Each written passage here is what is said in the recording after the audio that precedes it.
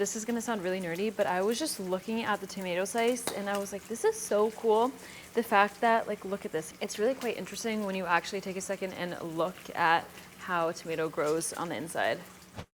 Hey everyone, welcome back to another episode of Recipe Drop. I'm Mia, and today we're gonna be making corn mayo BLTs with homemade sourdough. And I'm really excited about this because homemade sourdough bread is probably one of my favorite things, and so are BLTs. So this is gonna be a really good recipe, and I'm gonna start off by baking off this sourdough. I actually made this yesterday. It's a really easy recipe, and you can actually find it linked below in the description if you want to go the homemade sourdough route.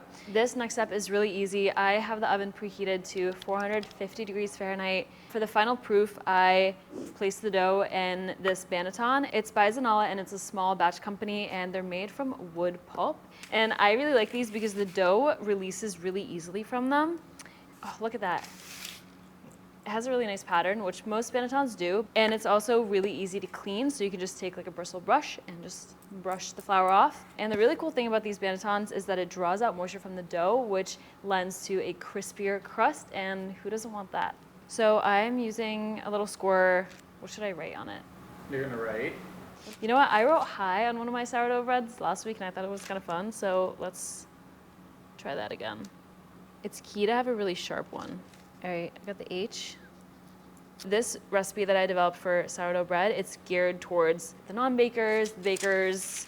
If you haven't ever baked sourdough bread, then I think this is a great recipe to start with. It starts off with non-fed sourdough, which makes it just a little bit quicker and easier. You don't have to deal with feeding the starter if you have forgotten to. So I wrote hi and a little exclamation mark. I'm gonna transfer this over and we're gonna put it in the oven.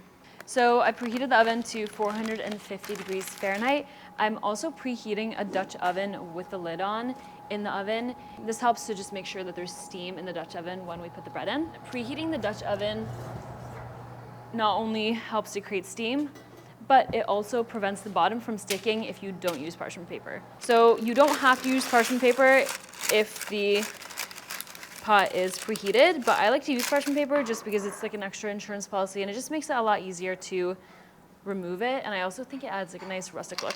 So I'm also gonna pop in some ice cubes. Make sure to add them like on the outside of the parchment paper and not next to the bread on the inside, because then the bread's gonna get wet.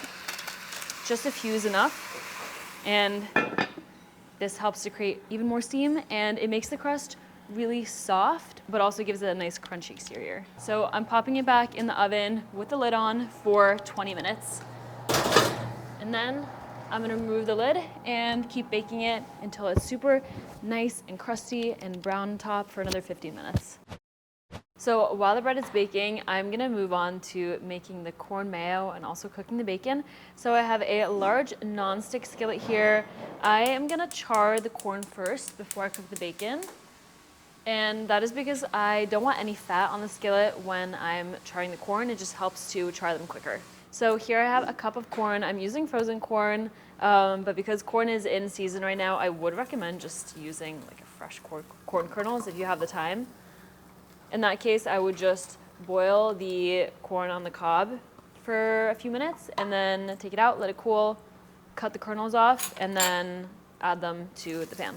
Now I'm just spreading them out in the skillet, and I am gonna let them cook for about 5 minutes without stirring until they're nicely charred on the bottom. It's nice and charred. So I have a little bit of mayo here.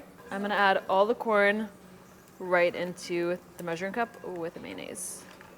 So I like using either a food processor or this. This also requires the least amount of cleaning and the least amount of space. So now I'm just gonna puree the corn into the mayonnaise until most of it's like pureed in, but we still have some nice big pieces. Okay, I'm gonna go in and just mix it up a little bit. I'm also gonna add a little bit of salt as well. And almost forgot, I'm also gonna add some pepper. This is really reminding me of like grilled corn on the cob with butter, salt, and pepper. And I don't know, I actually haven't had mayonnaise on my grilled corn, but that would be good. Moving on to the bacon. I'm starting with a cold skillet. This helps to just render the fat a bit more. So once I have the bacon in the skillet, I am gonna turn the heat on to medium-high. And once the fat has started to render, I'm gonna cook it on both sides for 2 to 3 minutes until nice and crispy. While the bacon cooks, I'm also gonna cut some tomato. Beefsteak tomatoes are the best for BLTs in my opinion. I like my tomato slices on the thicker side, so I'm cutting them about 3/4 of an inch wide. When I'm making sandwiches, I like to just drain the extra moisture off of the tomato just so that the sandwich doesn't get soggy. But it's especially nice though if you're doing something like this where you're making like a beach sandwich and you want the sandwich to stay fresher for longer. If you're making BLTs for a crowd and you have to make a ton of bacon, I would almost recommend making it in the oven. And then you can also place it between 2 baking sheets and then you get bacon that's really flat, which I really like. I'm also gonna sprinkle a little bit of salt on the tomatoes just to help emphasize their flavor and also bring out more of the moisture. The bacon looks pretty done to me. Crispy bacon is so important. I feel like some people don't cook their bacon until it's super crispy and that confuses me. So now I'm just gonna wipe the skillet clean because we're gonna reuse this to toast the bread. You don't have to be too picky about getting it too clean because ultimately a little extra bacon flavor is definitely not the worst thing. Okay, let's go get the bread. So excited. Moment of truth. Look, you can see the high. We kind of lost the exclamation point, but not bad. All right, I'm gonna let this cool for about 10 minutes or so, and then I'm gonna slice into it and start assembling the BLTs. All right, it's cooled for a little bit. It's still kind of nice and warm, but it looks so nice. We have a really nice toasted color, and the ice cube helped to just really soften the bread a little bit, while the banneton helped to get us a really nice and crispy crust. Wow, look at that, so nice. The nice thing about making homemade sourdough too is that it's a bit more shelf stable than when you just bake yeasted bread. So if you make homemade sourdough, then it usually will stay okay at room temperature for 2 to 3 days, especially if you store it in an airtight container. I think I'm gonna make 2 sandwiches to start. And then I'll set out the rest of the ingredients for people in the office to come and make their own. I'm returning the skillet to medium-high, and I'm actually gonna spread on a little bit more mayo on both of these sides. It helps to toast the bread in a really nice way and gives them a really shiny golden look. Now I'm just spreading a thin layer of mayonnaise on top. This definitely is optional. You can use butter too. The pan is starting to smoke a little, so I'm gonna add the toasted bread. So I'm just gonna toast this for 1 to 2 minutes until it's nice and golden brown on the bottom, then flip and toast the other side too. Oh, that looks so nice. The thing with using mayo, it makes it just really it's just really shiny and looks really good.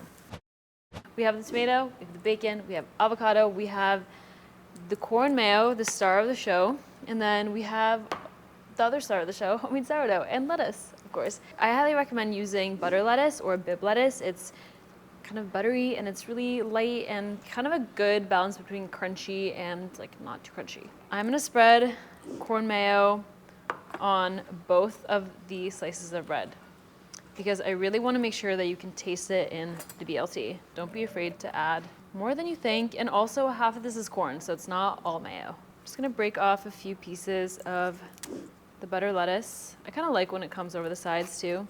And this is truly a really good beach sandwich. It's super easy to assemble. It doesn't take that long. A lot of the ingredients you also might already have at home, but it just makes it really easy to quickly throw together before you're gonna go to the beach or if you're gonna go on a picnic to the park or whatever.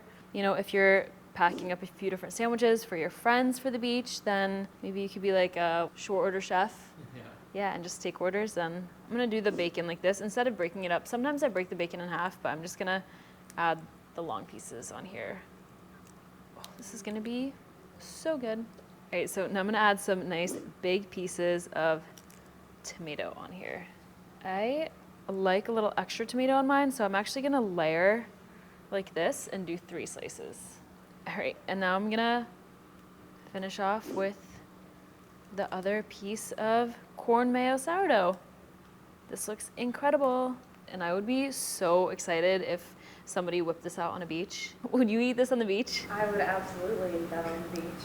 I'm gonna assemble some more and then I'm gonna wrap this up to show you how you can bring it on the go to either the beach or a picnic. Here are the sandwiches all done. Now I'm gonna wrap one up in some parchment paper, and this just makes it really easy to bring on the go. Kind of just fold it up like a burrito or like a little present almost. I hope this.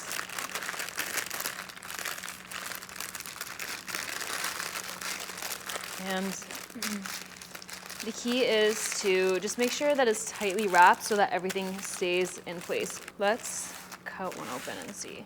Diagonal, I think. Wow. That looks insane. I love that you can also, if you look really closely, you can see the little pieces of corn too.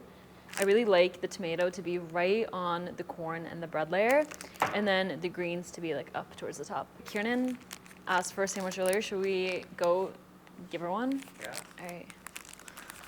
Kiernan, are you hungry? Yeah. BLT for you. Thank you. I'm most excited about this corn mayo.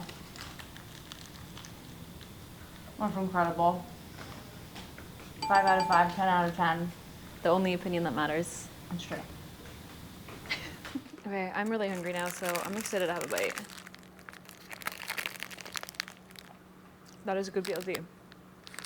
I love the corn mayo, and I will definitely be making this corn mayo again. If you want the recipe for this beet corn mayo BALT and the sourdough recipe, you can find both of them linked below in the description. Like, comment, and subscribe, and I will see you in the next video.